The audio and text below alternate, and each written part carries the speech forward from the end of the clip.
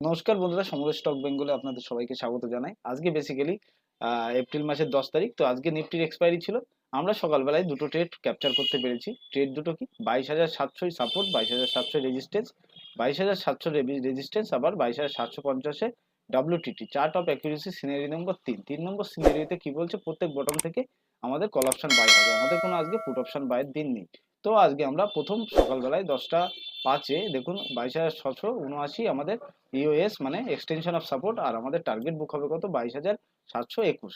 তো মার্কেট দেখুন, আমরা এখন বাজে 10টা 1। তো আমাদের মার্কেট ডট টু ডট 10টা 5-এ 22,779-তে মার্কেট আসে, আমার একটা কল অপশন বাই হয় এবং 22,721-এ আমার সেই কল ট্রেড এক্সিট হয়। সেরকম ভাবে আবার 11টা 50 নাগাদ আবার এখানে আসে, কল অপশন বাই হয়, 22,550-এর কল অপশন বাই হয় এবং আমার আবার সেই একই টার্গেট 40-40-80 পয়েন্টের টার্গেট বুক হয়। যারা আমার চ্যানেলে নতুন তারা চ্যানেলটিকে সাবস্ক্রাইব করে দিও, বেল আইকন প্রেস করে দিও পরবর্তী